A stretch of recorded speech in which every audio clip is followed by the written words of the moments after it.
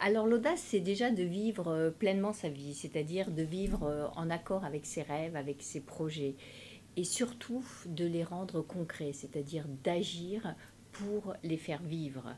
Donc l'audace, pour moi, c'est un mélange de vision et d'action. Donc pour cela, il faut du courage, parce que ça nous oblige à sortir de notre zone de confort, ça nous oblige à sortir de nos automatismes pour justement vivre nos rêves. Et il faut de la persévérance, parce que quand on se confronte à la réalité, eh bien parfois on est confronté à de l'échec.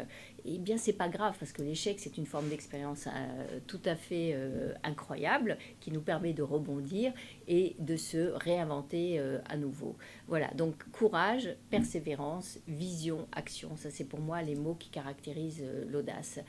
Et donc surtout, il faut essayer et réessayer. C'est par l'expérience, par l'expérimentation que justement on développe de plus en plus son audace. Et il y a une phrase de Goethe que j'aime beaucoup qui dit quel que soit ton rêve, commence-le, mets-le en action, car l'audace a du génie, l'audace a du pouvoir, l'audace a de la magie, donc l'audace nous porte.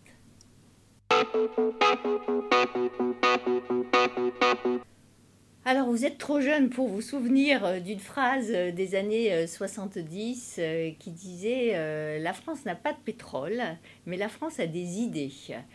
Alors c'était une phrase très simple, mais qui était porteuse quelque part d'espoir, d'espérance, parce que ça voulait dire qu'effectivement la France avait une contrainte qui était le fait de ne pas avoir de pétrole, mais cette contrainte, on pouvait en faire une richesse et en faire quelque part une forme d'innovation, parce qu'on devait effectivement réfléchir différemment. Donc il ne faut pas oublier que la France justement a des idées, que la France est porteuse d'innovation, et par exemple dans le métier dans lequel je suis, qui est le numérique, eh bien le numérique en France est porteur tous les jours d'innovation.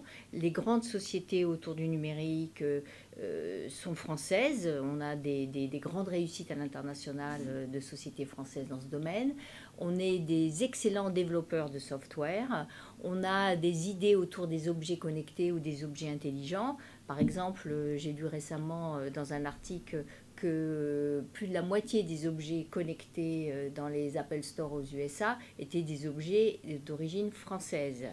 Et donc c'est un domaine que nous, on souhaite investiguer et c'est un domaine donc, dans lequel il y a énormément d'innovation en France.